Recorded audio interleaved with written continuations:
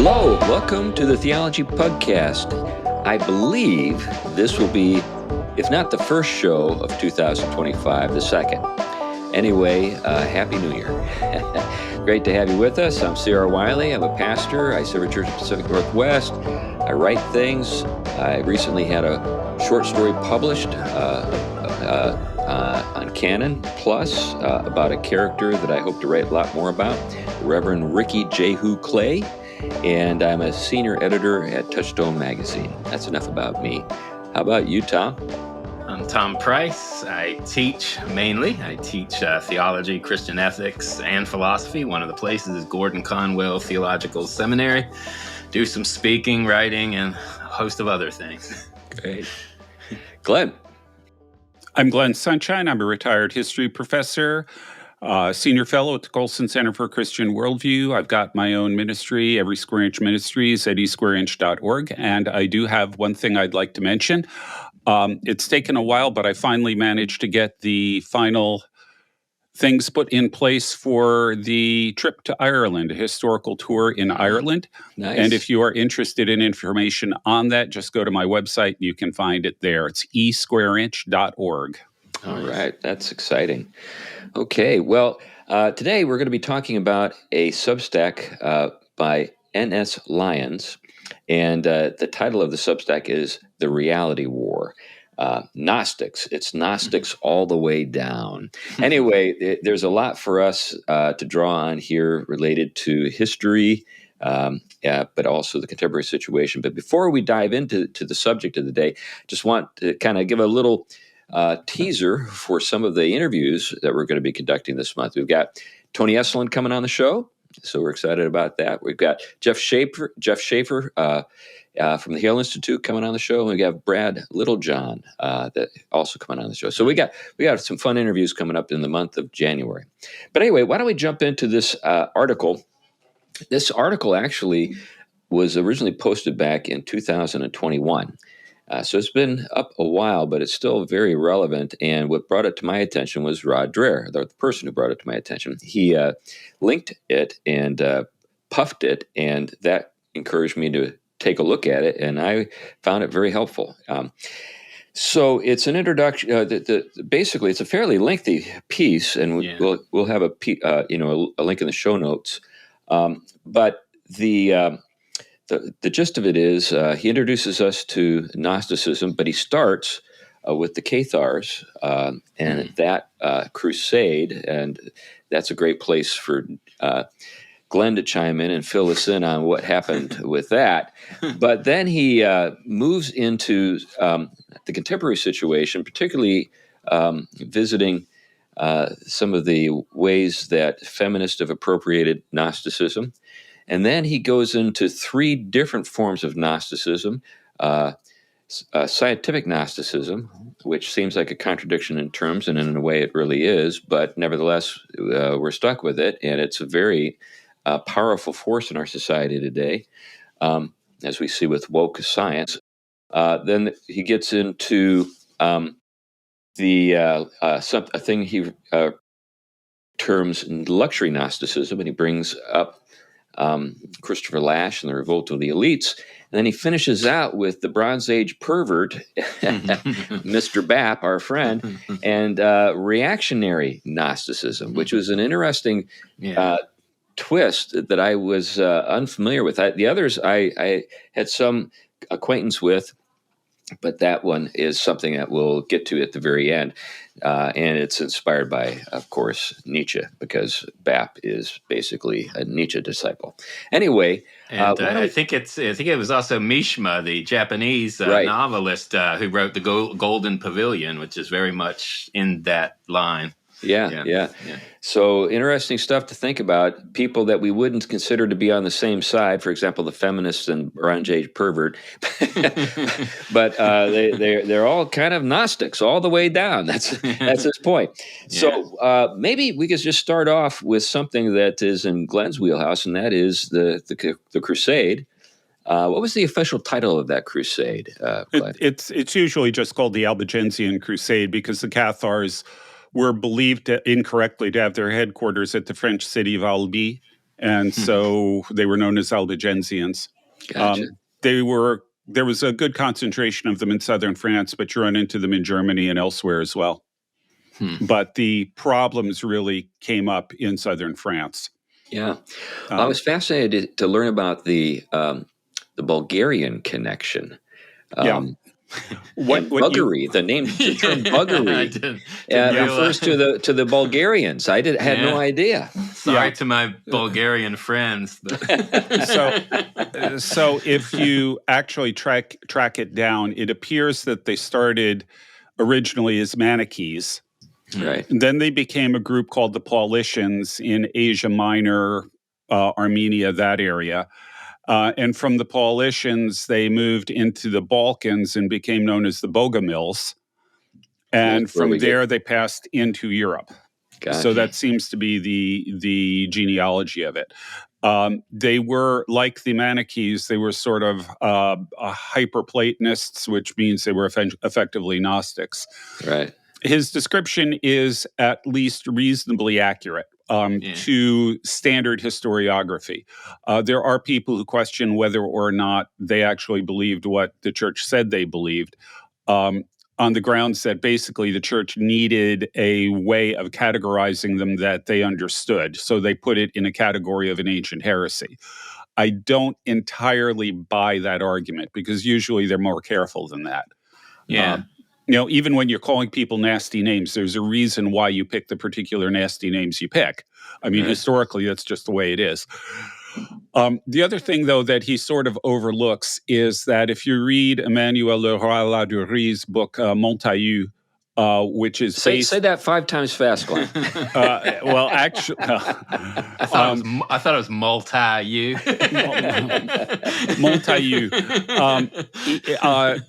Ladurie wrote a book on a town in southern France, and it's got some technical issues with the book, but overall, I think it's an excellent book. And what he did is he actually went into the inquisitorial records and did this to sort of reconstruct the remaining Cathar subculture among the peasantry in southern France after the Crusade while they were being hunted by the Inquisitions. And he used the inquisitorial records to really recreate this entire network. It's a brilliant book. But one of the things you discover is that contrary to what one might expect from their doctrine, the Cathar holy men that they had in this area in southern France, at least, had the morals of your basic alley cat. They were, they're supposed to be celibate and all of this kind of thing, but they were sleeping with pretty much every woman in the region. And when asked about this, the answer is, well, they're holy men. You can't expect them to have the appetites of a normal man. I mean, so you have to be a little bit careful not to confuse, just like Gnostics today or people today generally, you have to be careful not to confuse their doctrine with their practice. Well, here's the thing to think about, though. Isn't it true, though, that there's this thin line between kind of the ascetic practices of Gnostics and licentiousness? Yeah, there were some early Gnostic groups that said that since the body is irrelevant for spirituality, it doesn't matter what we do with it. That's right. The body becomes basically that for which people feel free to play with because it doesn't. I met people I remember as a student in Oxford that had they had one of these kind of Gnostic oriented beliefs, but in a strange variant of like mystical Judaism.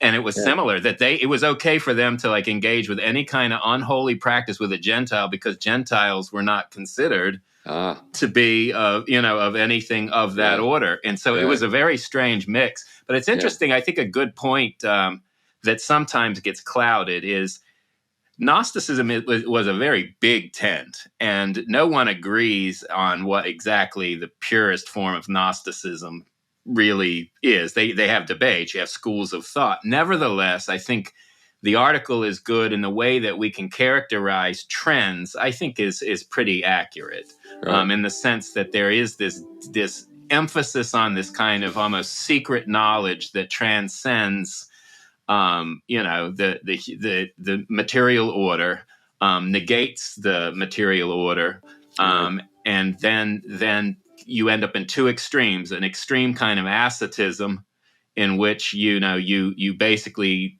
do anything you can, almost starve yourself, like he talked about in the article, and then you get to a point where this life, no more family, no more marriage, no more anything. Or that flip side, where it just becomes an indulgent mess that you can pretty much do what you want because it's almost like, I'm elect, therefore I can do what I want because I'm never going to have any consequences that are going to knock me out of that election. Yeah, there's some interesting parallels to kind of the sort of the utopian movements that developed here in the United States in the 19th century in particular. I was just thinking about Oneida with who was it? John Noyes, I think it's Noyes. Anyway, with his utopian community in New York, and then you have sort of this free kind of love kind of environment because the family is abolished, common property, common wives, all that kind of stuff. So you have that expression. And then you have the Shakers, which again also abolish the family and again reject private property, hold all things in common, and yet have the ascetic kind of expression, celibate and so forth. So I guess it depends on whether a guy's in charge or a gal's in charge, because with the Shakers, it's a gal. The other thing that I would question a little bit about his description of the early Gnostics is how much of it is you achieving enlightenment sort of on your own, as opposed to a teacher passing on the secret knowledge to you. I suspect that both of them are there, but I've run into much more. We have the secret knowledge. Join us, and we'll tell you. That seems right. And then there's this elite that possess the knowledge, and that seems to have been characteristic of Gnosticism in the first centuries. My favorite example, by the way, is Valentinian Gnosticism. Right. Where the secret knowledge, so the universe consists of the earth at the center of the universe. Then there are these series of crystalline spheres, like Russian nesting dolls, around it, each one of which has an angelic guardian, the moon, the sun, the planets, and so on. And in order for your soul to pass from this world to return to God, you have to get through past all these angelic guardians. Yeah. So the gnosis, the secret knowledge, was the passwords. Yeah. And I've heard them referred to as watchers in different settings as well. Yeah. But why this I'm somewhat familiar with this is that's kind of the stuff I'm playing with in my young adult fantasy series.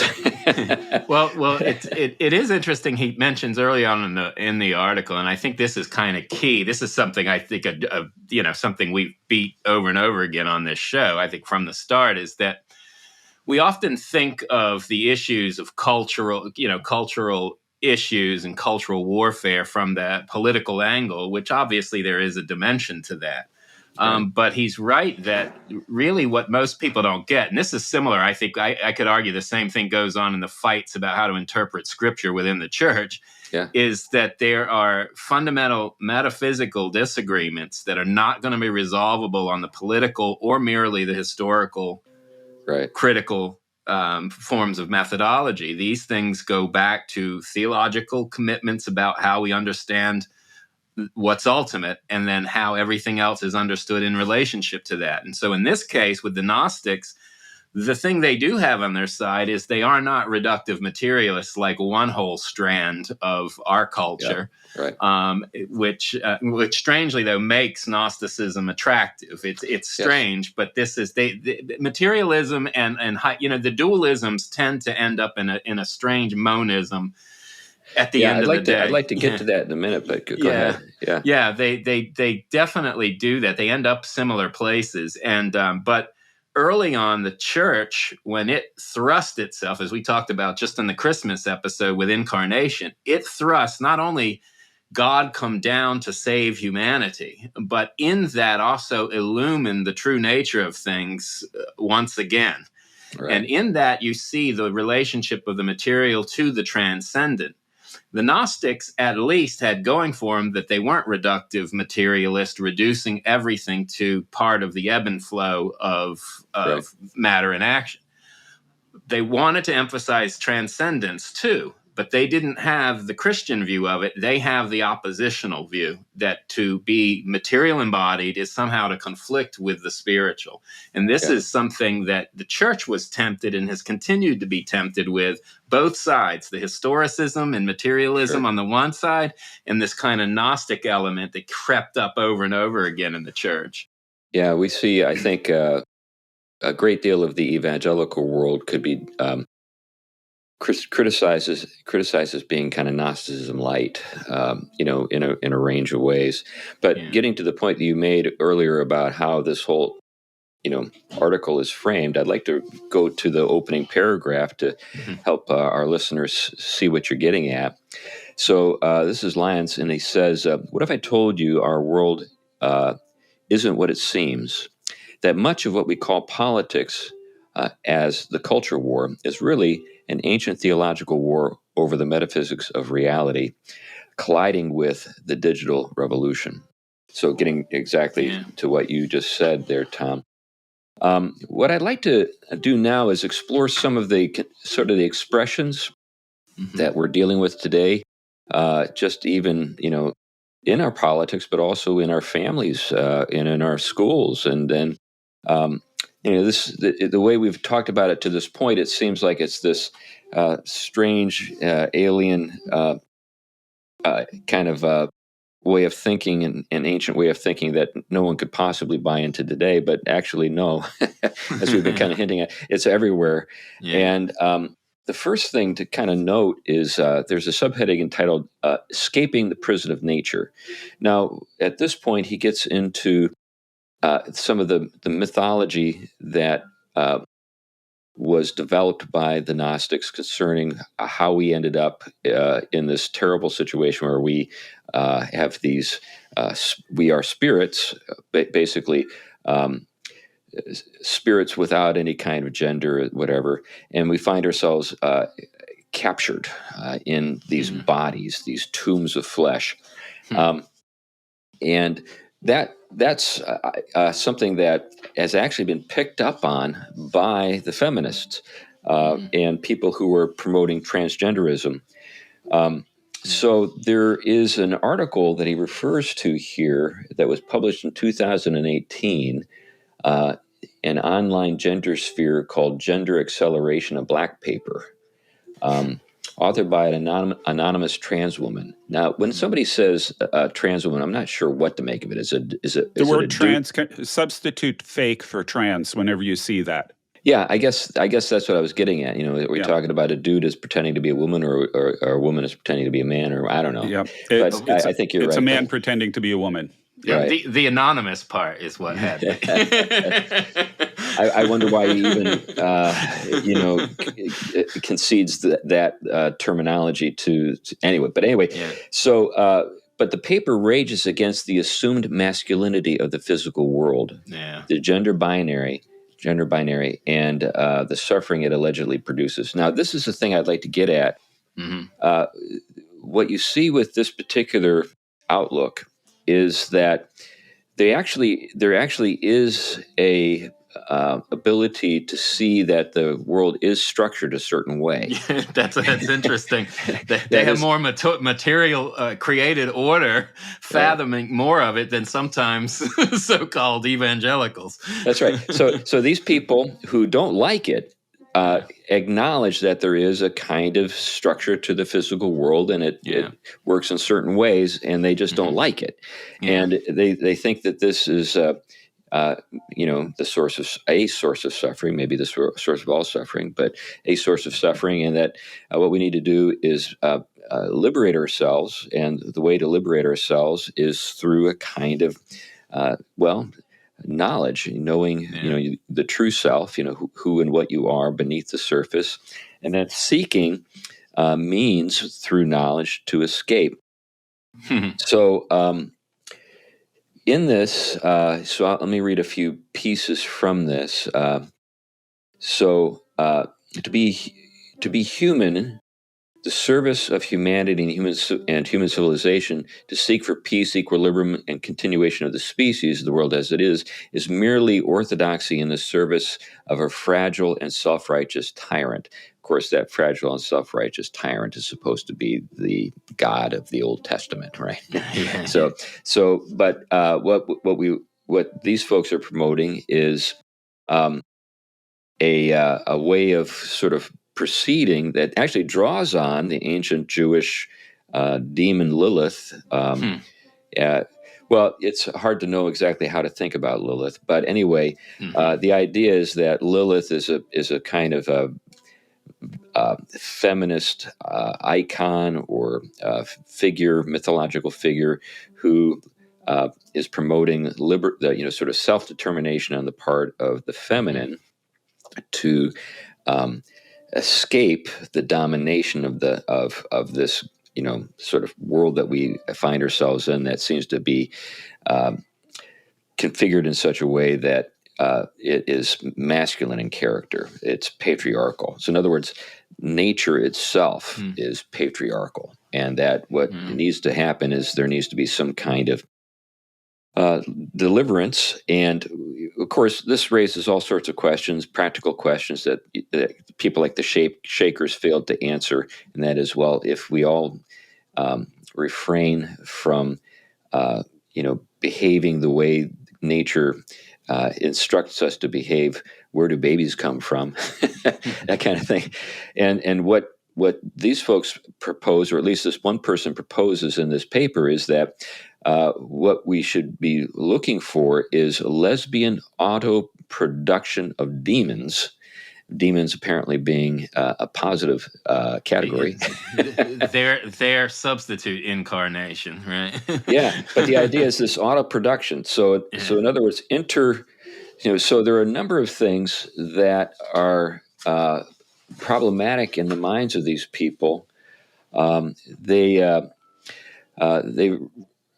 dismiss people like us as biorealists, and true feminists defend, in contrast to true feminists, and we biorealists defend embodiment, interdependence, and the human scale preservation of relationship against bio-libertarian quest for total dissolution. In other words, the feminists are the party that is the bio-libertarian party seeking total dissolution, meaning, I guess, the separation of the spirit from the body, but also the end of this horrible triumph of nature over the spirit through reproduction.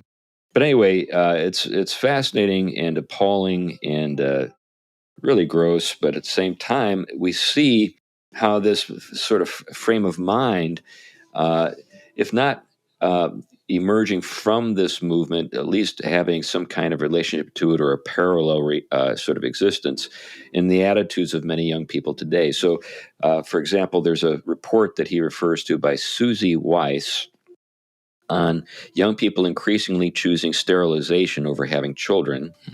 And she says, this is a quote from her article, according to a new poll, 39% of Gen Zers are hesitant to procreate for fear of climate apocalypse.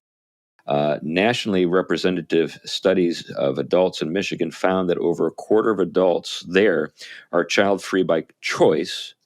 And the new research by the Institute of Family Studies, which was an institute founded by our friend Alan Carlson, found that the desire to have a child among adults decreased by 17% since the onset of the pandemic. So this, of course, was published in the midst of the pandemic.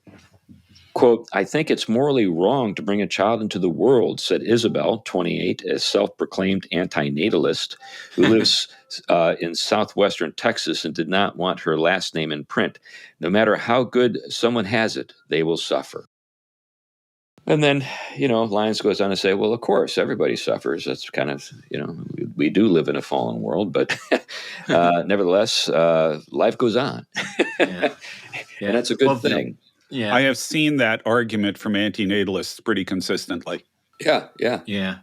Well, there is St. Augustine caught early on when he dealt with the gift of created form and created purposes. When he studied scripture and he saw the way in which the first thing that Satan basically throws before Adam and Eve is, first of all, this temptation, of course, to be empowered, godlike without God, determinative of nature and reality and what's good and bad on his own terms. But at the heart of it is a dissolution of the creation, a rejection and opposition to it, having a perverse type of domination over it, so that one really is doing a lot of damage and undoing rather than fostering, cultivating, and developing in accordance with the gift and the flourishing tied to it.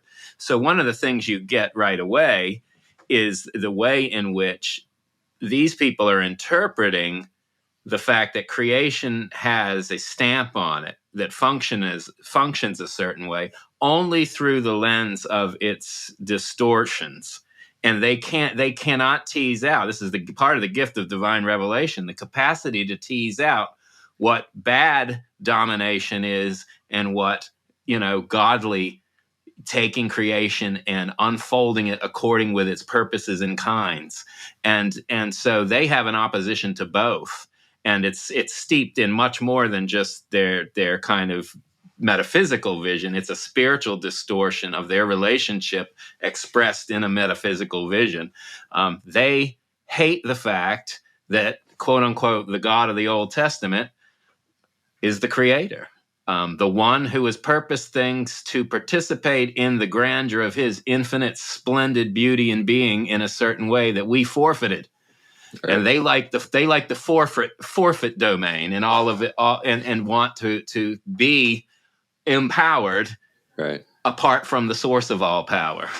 Yeah. So this Sunday I'll be preaching from Luke chapter 2, and I'll be dealing with Mary and her response to the visit of the angel. Yeah. And she's, exemplary for us, because she says, "Okay, be it unto me." Be it unto me. That's right. Yeah, yeah. Right? So this receptivity to the will of God is something that we should all possess and practice.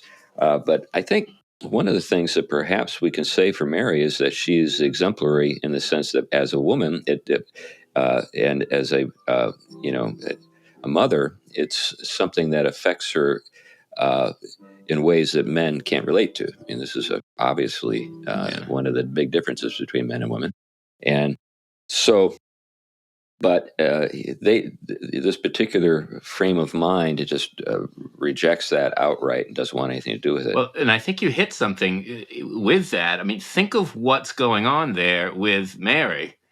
She is the created vehicle and form that gives Christ his human inheritance. Right.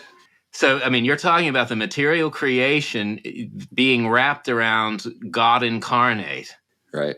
And God incarnate, of course, assuming that. And so what you're doing here is having probably the most profound gift to the whole the new creation, right, is that the material of that new creation has come specifically through that vehicle. That's right. So this is a re-endorsement. So if they're looking for like some New Testament basis for the goodness of the physical world, there you have it. Yeah, absolutely. Right. And what's interesting is then you also have our spiritual bent, transcendence. My soul proclaims the greatness of the Lord, and my spirit exalts in God, my Savior. So these things aren't at odds. Sorry, Glenn. Yeah, I actually just checked this. In the Septuagint, if you look at the word for the tree of the knowledge of good and evil, and you shall be like God, knowing good and evil, it's all in the same word group as gnosis. Yes, right. So what we're dealing with the Gnostics is exactly what the serpent offered. That's right. And historically too, and this comes up in the article, there were people who championed the serpent, who thought that there was something really marvelous that was at work there in the temptation, and we should celebrate that. Well, I think he talks about that a little bit later. The voluntarism, ironically, do what thou wilt. Right. For you, thus you fulfill the whole of the law. Wasn't that LeVay? I don't remember who he quoted at the end. That's Thelema from Gardner's teacher. I'm blanking out on his name. He proudly proclaimed himself the Beast 666. Aleister Crowley. Yes. Aleister Crowley. And in fact, his religion is called Thelema, which comes from the Greek word for will. Right. Yeah, there it is again.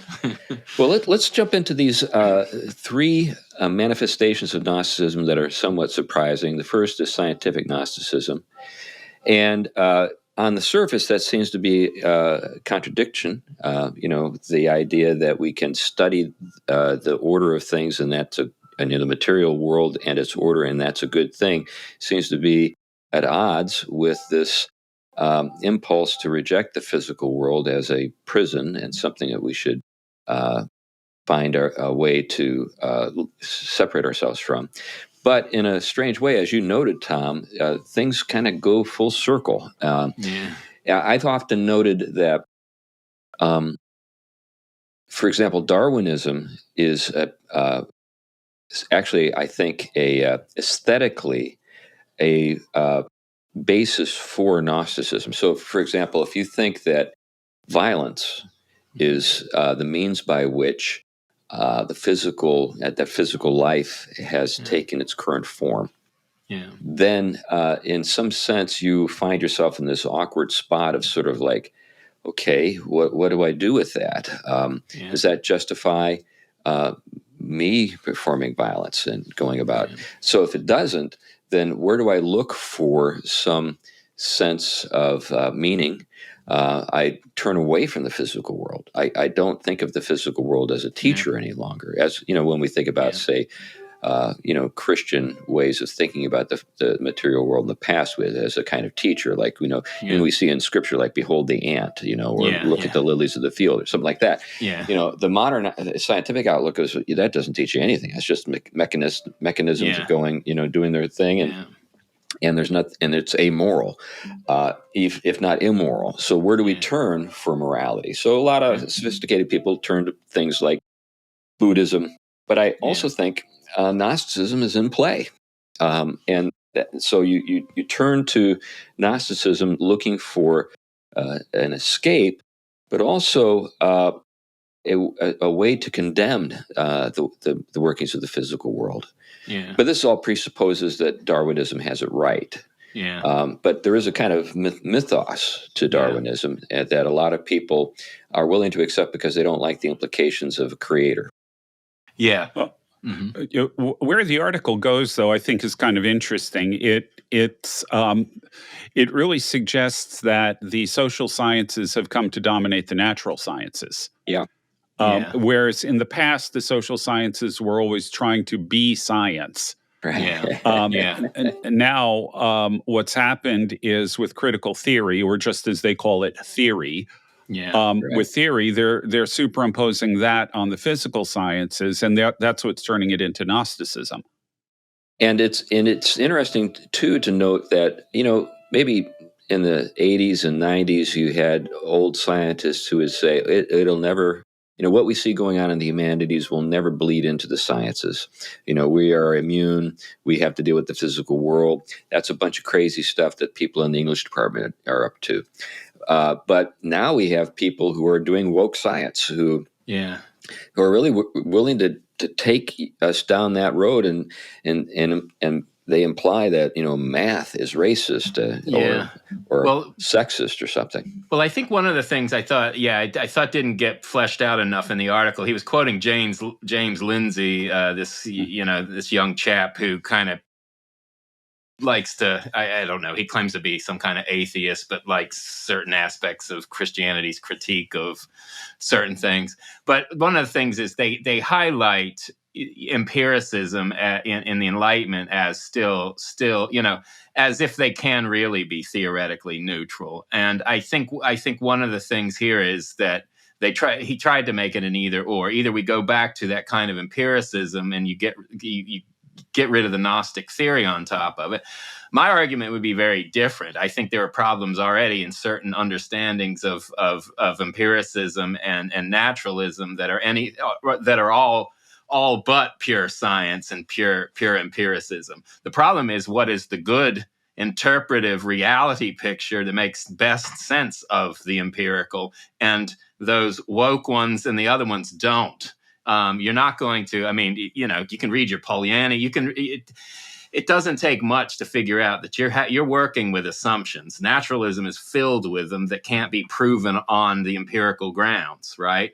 So I don't think the James Lindsay kind of, reject the social sciences and any kind of theoretical way of interacting with the empirical. You're always using a theoretical frame of interpretive categories when you interact with anything. The problem is when you don't allow that reality to have it, to illumine things either. So science does illuminate things. I mean, it shows us a lot of things. But as you said, you put it in a Darwinian package and make that everything. Then it's just dog eat dog, and you can draw ethical conclusions from that or try to escape it. Christianity has an ontology of peace, right? The original creation is shalom, and that we, in our families and in our lives, try to foster that, even though the fallenness of the world and the brokenness bears witness to that power play. So we can make sense of Darwin without making it ultimate. Right. I think another kind of feature to this is that when we think about woke science, it requires a non-competitive environment in order for us to sort of get swept up into it. So what I mean by that is there is a gambit that I think has been in play for a while, and that gambit is a kind of panopticon that the elites in the world control. And I don't think I'm talking about some group of people in a back room somewhere cooking up schemes. I think it's more just sort of a shared vision that they've picked up from each other by osmosis and by what they reject and they don't want to be the case. But what you end up with is that we can actually pull this off, woke science, if we can control everything. The moment that some competitive sort of interest is introduced, to say the Chinese, all bets are off. At that point, the math actually has to add up. In other words, because the team that actually is doing things that work wins. So you can do stupid stuff if there's no competition, but the moment you have to beat the Chinese, and this is where I think Elon and a lot of the Silicon Valley guys said we've had enough with this woke stuff, because we actually need engineers and programmers who actually can do things, and then so they said this is over. Yeah, that's essentially Thomas Sowell's critique of intellectuals. He says that intellectuals are, they live in a bubble. They come up with ideas that sound good, and if they don't work in the real world, they figure they need to change the real world. That's right. Yeah. Well, I've known those. Yeah, and the whole woke thing got sold so intensely as is basically a psychological project of creating a kind of safety from challenge. Right. And it's just not gonna last very long. Well, when you think about it, it's all connected ultimately to BLM and George Floyd. Well, that was the flashpoint for sure. And now we're discovering that George Floyd was alive when he arrived at the hospital.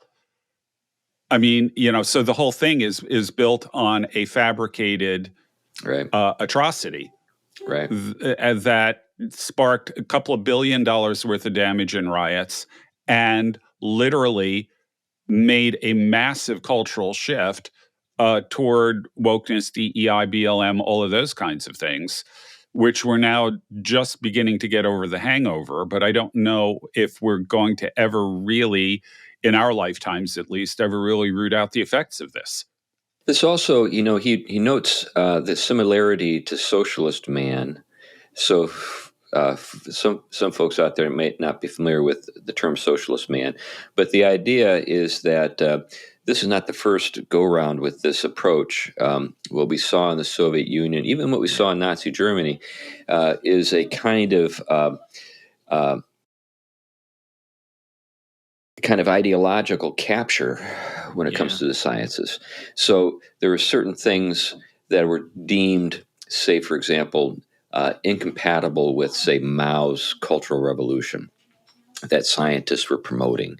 And so Mao said, "Okay, well, that's over. We're not going to let you teach that anymore because that's not compatible with sort of the ideological sort of framework within which our approach to communism, or just communism in general, requires."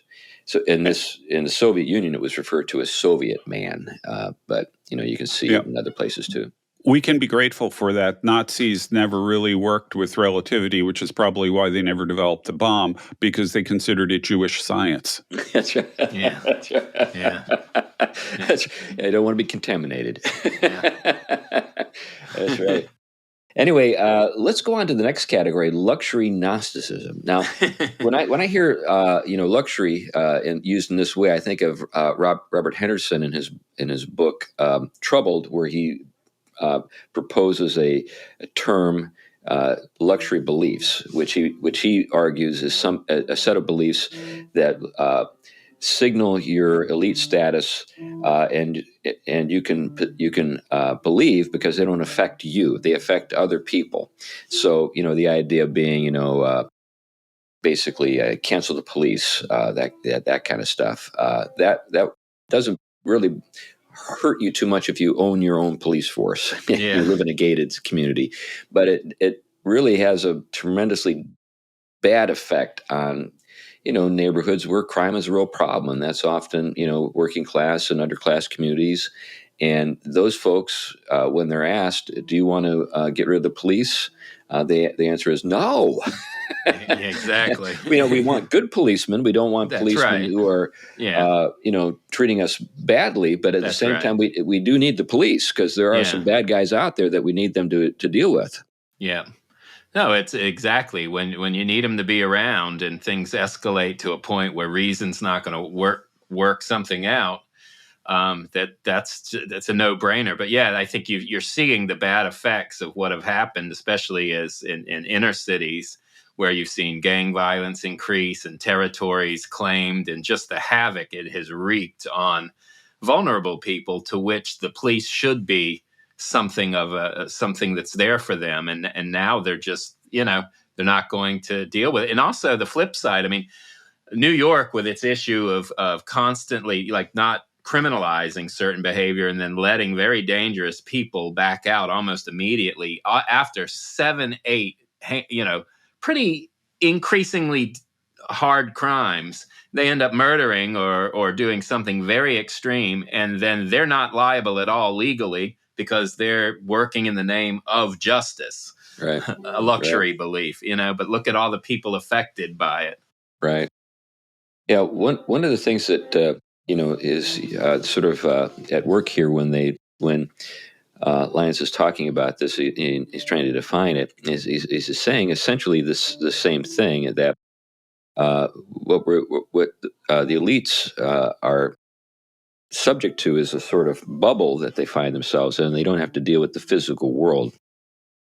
So the idea is that essentially the deplorables are the working class, because they have to actually do things with their hands and work with physical reality.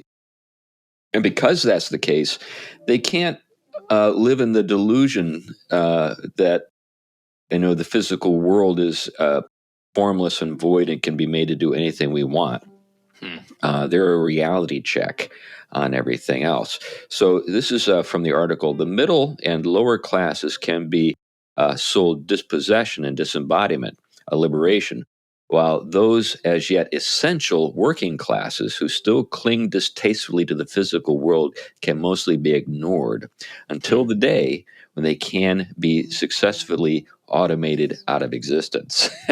So that's kind of the elite the elite dream, is that we can find ourselves in a place where they don't even depend on working class people any longer. I remember I wrote something about a fellow in New York who, after the first Trump election, needed some plumbing done in his house. And when the plumber arrived, he spoke with a Southern accent, and it just unnerved this guy. And he was, afraid that this Trump supporter was going to kill him. So he locked himself in a room, hoping that he'd be able to survive this invasion of his home by the plumber. I know lots of plumbers. All they want to do is get into your house, fix the thing, get paid, and leave as quickly as possible. They don't care about your politics. They just care about whether you're going to pay them or not.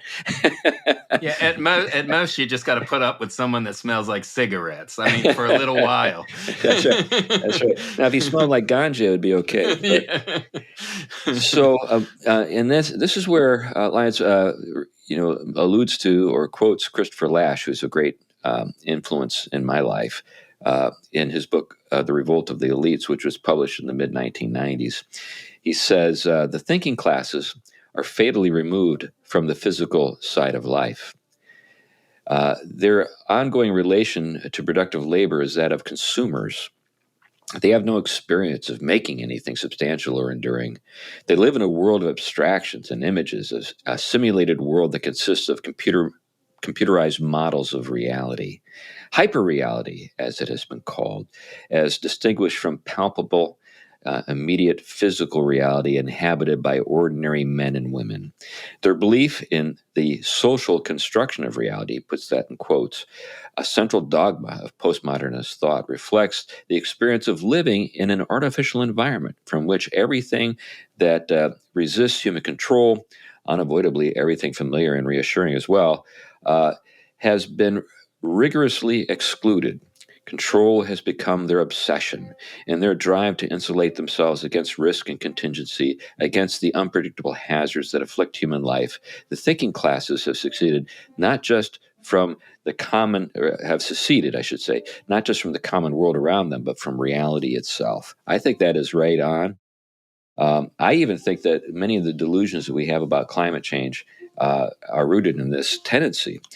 Basically, people just have to believe that we are in control of the weather. Right. Yeah, I've made that I made a similar argument a while ago. I think it might have been in Why You Think the Way You Do. You have to have a feeling that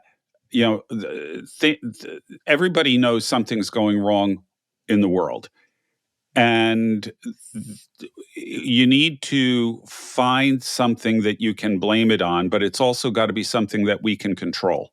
Yeah. Right. Because without that, we're at the mercy of things that are beyond our control. And for a lot of people, I think for the majority of people, that idea is intolerable.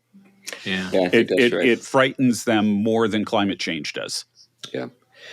So they already believe that we control the weather. It's just the wrong people do. And so what we need to do is get the wrong people out of the picture so that the right people can control the weather. Yeah. And it increasingly becomes a warrant for violence to get rid of. It becomes a religious war. Mm-hmm. I mean, we see it in different ways. We see it now with this. I don't know the details of the case, but take this insurance guy who was just murdered in broad daylight. Look, you don't have to like all of what the insurance has been up to, and there has been a lot of dirty things. Nevertheless, murdering someone as an image bearer is being celebrated by young people because this rich elite kid who we don't know the story. But somehow, some have suggested maybe was impacted by his university education to. Well, he did go to Penn, if I remember right. Yeah, a social justice warrior. If things are what they look like. But in any case, the fact that you have young people celebrating this, it's fair to be critical of certain things, but to be celebrating the murder of a man in broad daylight as a just action in society is already a huge Right. Huge I saw move. something that Trump said about this thing the other day. He said, and he shot him in the back. Mm-hmm. This is a cowardly act.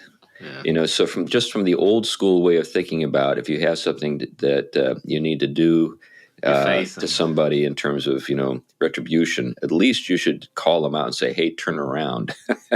And then, if you got a gun, draw it. Let's have it out, that kind of thing. That's an old school Charlottesville, Virginia kind of stuff. That's right. But that's what Trump said, and I think he's right. It was a cowardly act. Yeah, but it just shows you that the us and them psychology, yes, the good and bad, they're the enemy no matter what. But with the climate change, it's there are plenty that are unhinged enough that if they could, they would unleash radical violence to get that vision set up. Right. Well, that's all part of the human extinction movement. Yeah. Which goes back to the antinatalism and things like that we saw earlier. Right. Yeah, these folks were on the same team in weird ways.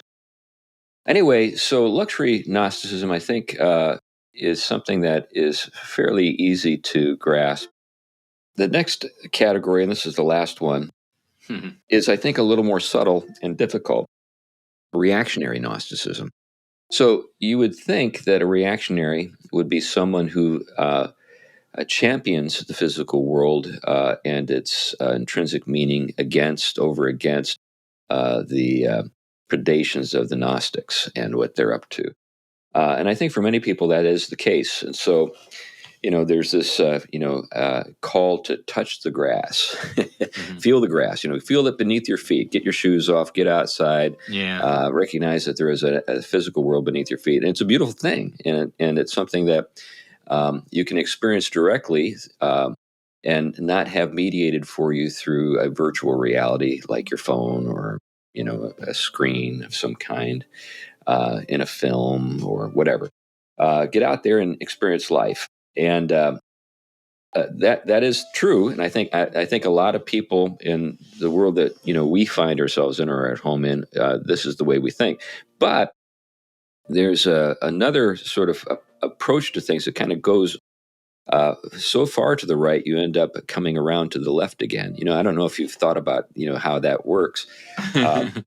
But, you can, you kind of imagine that, there's this line and the further you go down that line, the further you get from the other party. But actually it's more like a circle, and the further you go, the closer you get to the other side. Yeah. The further you go, the farther away you get. Only works if you're on a flat earth.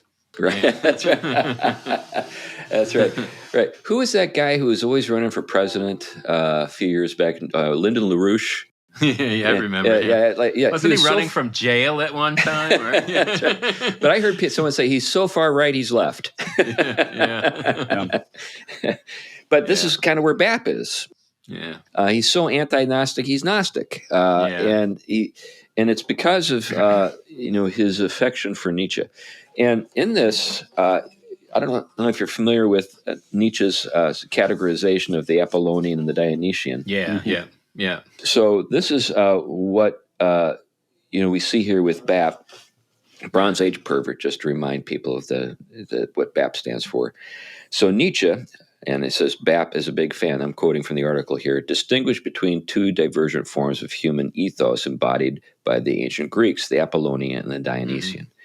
The light and clarity of the sun god Apollo was the rational, structured view of the world and of the mind, of pure reason, divine harmony, and higher order.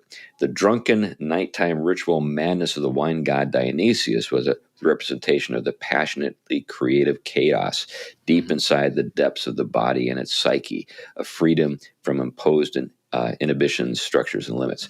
Now, that also corresponds to enlightenment and the romanticism. Yeah. And sort of they'll biblically say it's the formless and void before God brings the order in the Genesis text. Right. I've heard that too, yeah. Oddly enough, I've seen the Apollonian associated with men and the Dionysian with women. That's what Camille Paglia does with it. Yeah, yeah. Well, she's a fascinating. If we ever were able to get Camille Paglia on the show, that'd be an awful fun episode. Oh, that would be amazing. Anyway, I'll send her a clip from. I don't know if I thought I had her email address. So anyway, I'll send this clip to her and see what she says. But anyway, she would have no problem talking to us because she's able to talk to anybody. Yeah.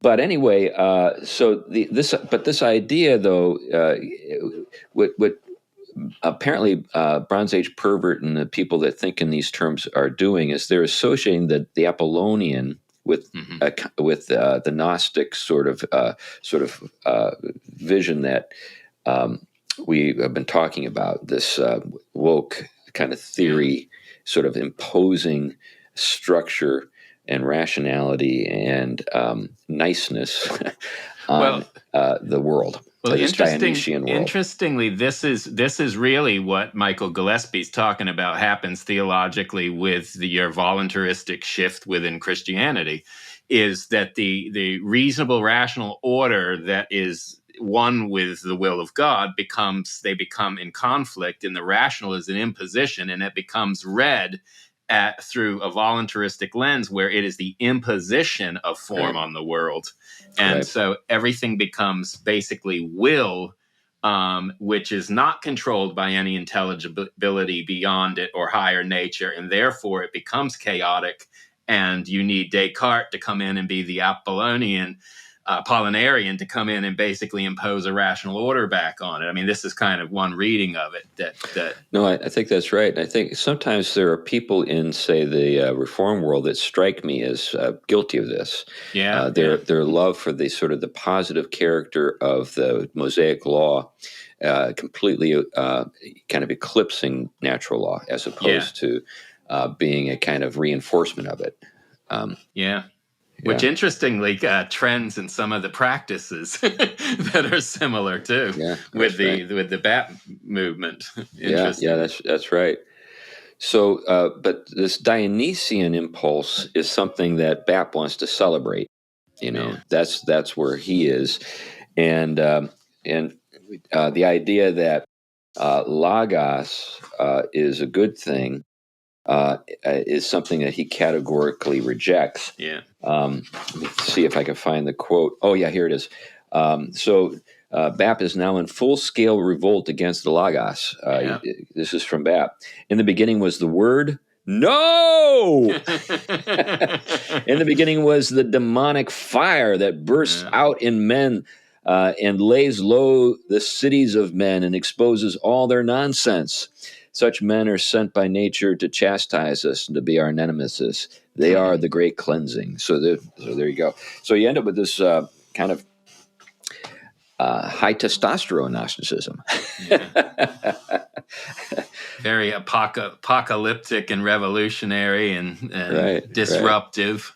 Yeah. Just let it flow, baby. Yeah. Now there are certain things to say for this. I mean,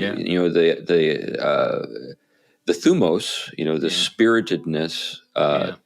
We saw that in Trump, for example, when I think this was one of the things that impressed many people, even his detractors, that when he was, the first assassination attempt, the first thing he does is get up and shake his fist and yell, "Fight!" That's thumos there. People I think expected him to be the cowardly character in the movies who takes a baby and tries to shield himself with it or something like that. But he's not that way at all. He's a guy who has the courage of his convictions and is willing to push back and fight back. So there's something to be said for that. I think that is what Aristotle was getting at when he was thinking about courage. What is courage? It's that sort of thing in the right proportion, at the right moment for the right reason. So there's something controlling it, but what's controlling it? Your reason. So you have this strong impulse which needs to be directed. And what directs it? Virtue should direct it, right? Intelligence should direct it. Things associated with Apollo. Yeah. And I do think, to be fair, that the Romantics and the like were they were capturing something that did get undermined, and they come back with a vengeance, right? The fact is that, I mean, when we're dealing even theologically, word and spirit, we're dealing with the logos and the rational, but also the creative and the giver of life of the spirit. Right. And analogously in creation, both are there, that there is this rational order, but it's also organic and unfolding, and always has a surplus beyond its creatureliness that points towards its openness to something more, which allows the imagination and the feeling and the will to be a part of that enriched vision that is also governed by wisdom and order. So it is harmonious, even and what happens is they get ripped apart and put in opposition. And this is part of really what you have. Both lines are what you end up with the two radical strands that you end up with, either the strict kind of oppressive determinism of nature on the one side, and then the kind of Gnostic emphasis on transcending nature and forming it under our dominion and our will. So you get these two, but they end up, like you say, in the same place. This is really the whole thesis of Michael Gillespie's book, The Theological Origins of Modernity. It ends up pretty much with this same picture. Well, with that thought, why don't we wrap things up? Anything you want to add here, Glenn, as we do? Yeah, just a quick note. I was communicating with Annie Crawford today. Oh, yeah. And she mentioned something I'd never heard of before. Evolutionary astrology.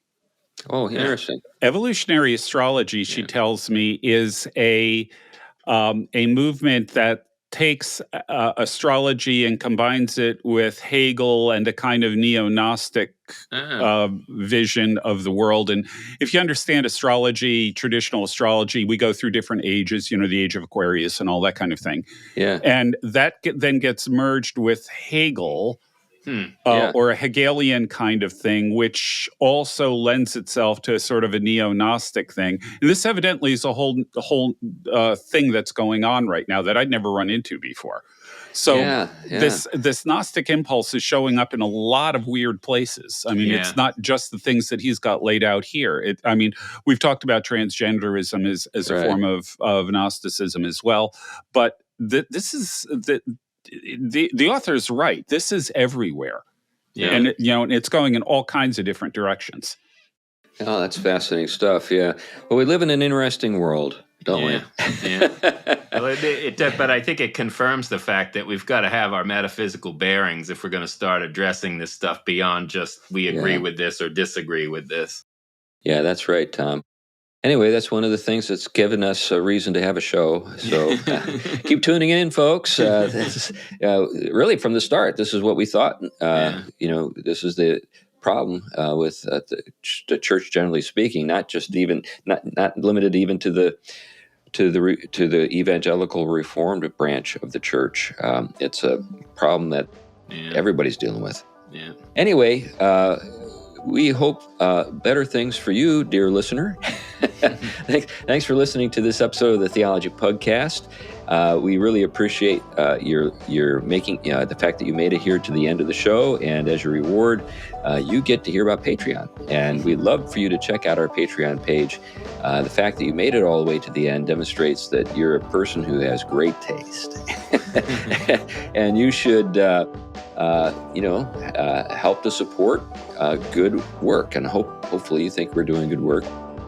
And if that's the case, you can become a contributing member of our Patreon community. Well, that's enough for now. Thanks a lot, and have a Happy New Year. Happy New Year. Happy New Year.